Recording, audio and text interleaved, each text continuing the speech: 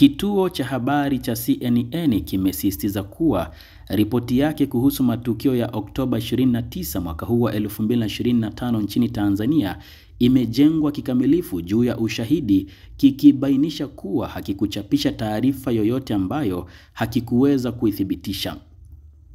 Akizungumza na SABC News, shirika la habari la nchini Afrika ya Kusini, mwandishi wa habari wa CNN Larry Madowo alisema uchunguzi wao ulifanywa kwa kutumia mahojiano na zaidi ya Watanzania 100, uchambuzi wa kitaalamu wa sauti, ulinganifu wa video na picha za satellite ili kufuatilia matukio ya vurugu, vifo na madai ya makaburi ya pamoja. Tulifanya kazi kwa umakini mkubwa, tulihakiki kila ushahidi tulioupata na hatukutohoa taarifa yoyote bila kuwa na uthibitisho wake. Tulikagua kila video na kila sauti na ushahidi unaoonyesha wazi, amesema Larry Madowo wakati akifanya mahojiano na shirika la habari la SABC News. Amesema pia hakuna mtu wala mamlaka yoyote iliyokanusha ukweli wa taarifa zao tangu ziwekwe hadharani. Tangu tulipotangaza ripoti hii, hakuna yeyote aliyesema kuwa tulidanganya au tuliandika taarifa za uongo.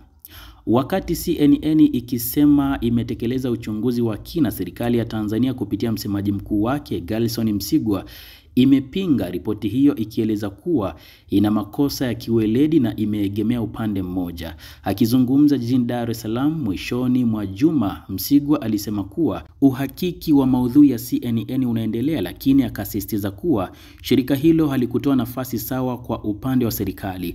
Amesema mwandishi wa CNN hakuwasiliana na mamlaka za Tanzania na alitumia picha za simu bila kuzingatia taratibu za kiweledi. Hawakufuata maadili. Uandishi wa habari unatakiwa kuwa wa pande zote. Hatusemei vifo vilivyotokea, sote tumesikitishwa, lakini kwa nini kutengeneza maudhui yanayoongeza maumivu na hasira kwa wananchi? Alihoji Msigwa na kuongeza, ni kinyume cha maadili kuchapisha picha mbaya ambazo hazijathibitishwa ipasavyo. Tume imeundwa kuchunguza na itatoa ripoti.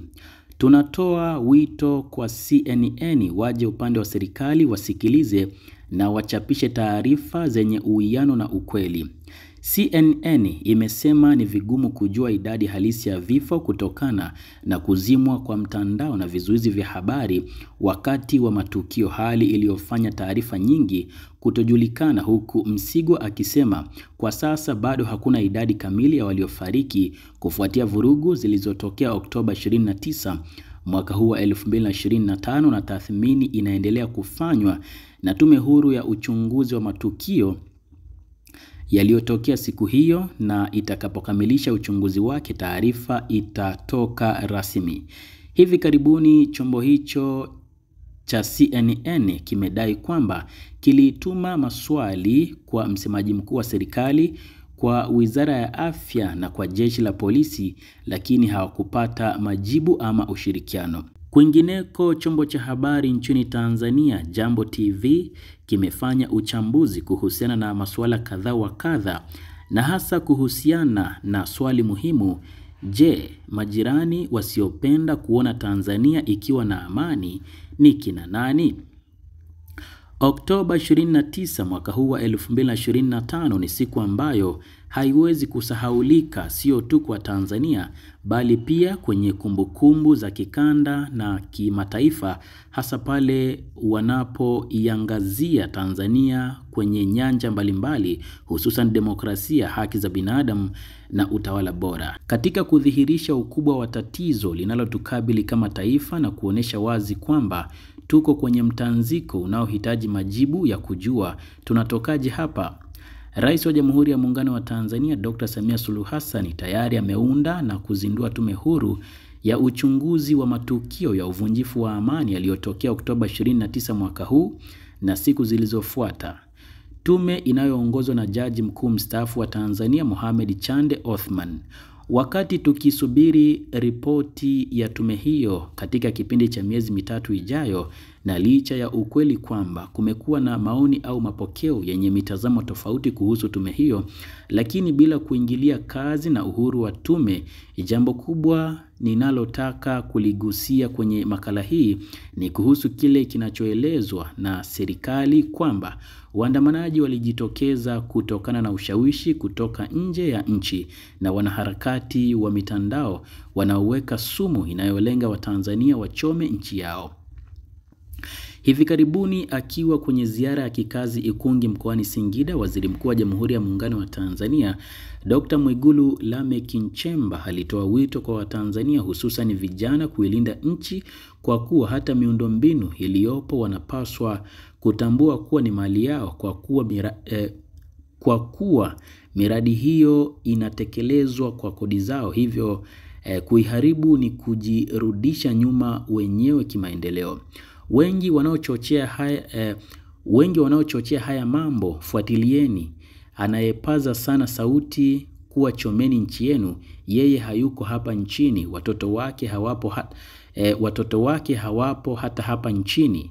Watu wako kwenye nchi nyingine, wanaishi kule kwingine, wanawaambiaje chomeni nchi yenu? Wao watabaki na nchi yao. Ninyi mtakuwa na ipi? Wengine kule waliko barabara yao huwezi kudondosha hata karatasi. Wanaihudumia barabara yao, hata karatasi hawaruhusu kutupa, lakini ninyi mnaambiwa haribuni ya kwenu. Huyu ni Dr. Mwigulu Lameck Nchemba. Dr. Mwigulu alienda mbali zaidi na kueleza kuwa wengine wanaotoa ushawishi huo ushawishi hasi ni majirani zetu, nchi jirani, na kwamba wanafanya hivyo kwa ajili ya vita ya kiuchumi, kwa kuwa wameona Tanzania inatekeleza miradi mikubwa ya maendeleo na kukuza uchumi wake kwa kasi. Wanawajua hawa majamaa wanataka kuwa kama Marekani. Hawa wanawarundika vijana hapo, wanahamasisha vijana waliopo huku, na wale waliorundika wengine ni Watanzania. Wametoa wapi hela za kuwarundika vijana wote hao nchi za nje huko? Kama hawajanunuliwa wametoa wapi hela? Watanzania lazima tuamke, hatupendwi namna hiyo.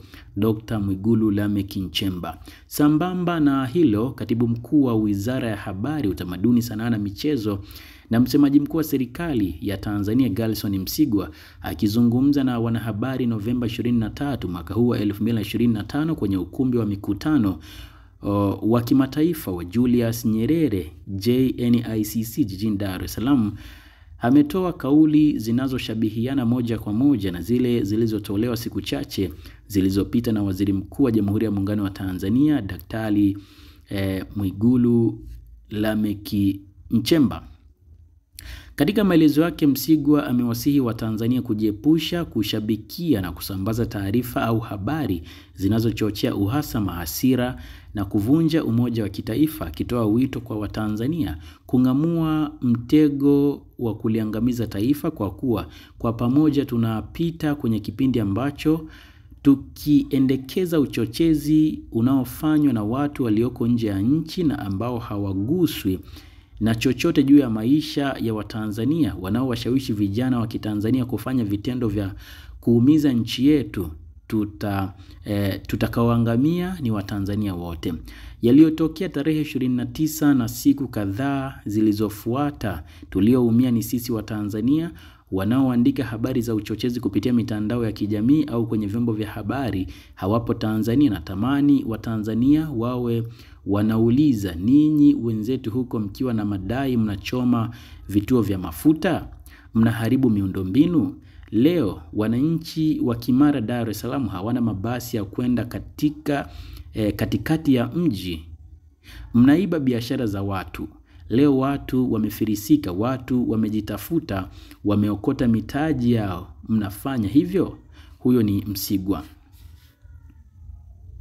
Ukichakata kwa karibu kauli hizo za serikali, utakubaliana na mimi kuwa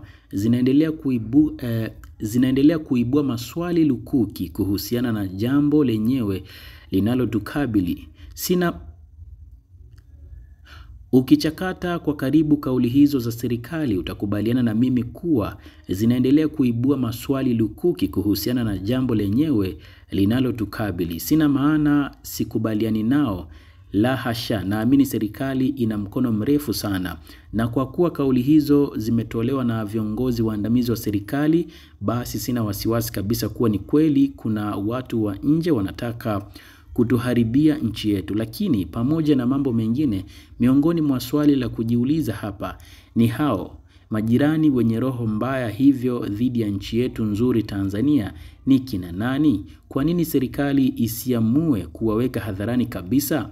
Najua lipo suala la kidiplomasia, lakini kama wamefikia hatua hii, ni wazi kabisa wao si majirani wema kwetu. Na kwa kuwa hili jambo ni la kitaifa, basi ni vizuri kila mmoja wetu akamfahamu mbaya wa nchi yetu ili kujiepusha kuwa karibu.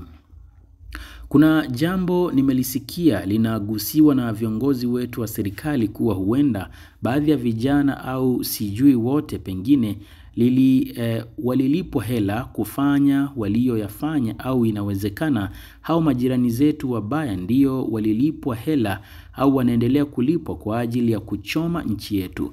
Sasa hapa napo vyombo vyetu vya ulinzi na usalama vinapaswa kuja na majibu. Iliwezekanaje mamia kwa maelfu ya watu waliojitokeza kuandamana, wengi wao wakiwa vijana, wakafikiwa kushawishiwa hadi kufikia hatua ya dhamira yao mbaya kwa taifa kukamilisha, au tusubiri tume huru ya uchunguzi pia? Naeleza yote haya kama tahadhari kwa serikali yangu na nchi yangu, maana lazima tujue kuwa Watanzania wa sasa, hususan vijana, ni wadadisi sana. Haitoshi tu kuwaambia mambo juu juu, wanahoji sana na wanapaswa kupatiwa majibu sahihi ili wasikubali kupokea pesa za wabaya wetu wawe upande wetu. Huu ni mwisho wa uchambuzi uliofanywa na Jambo TV, na mimi nimehakikisha kwamba na kusogezea uchambuzi huu ambao umechambua masuala kadha wa kadha, lakini hasa kuhusiana na swali muhimu: je, majirani wasiopenda kuona Tanzania ikiwa na amani ni kina nani? Kuhusiana na habari hii, wewe ni upi mtazamo wako na ni yapi maoni yako? Share mtazamo wako na maoni yako nasi hapo chini kwenye upande wa comment. Hii hapa ni Habari Kiganjani. Endelea kusubscribe, endelea kutufuatilia na kutufuata kwenye mitandao yetu mingine ya kijamii kama Instagram, Facebook, Twitter na TikTok.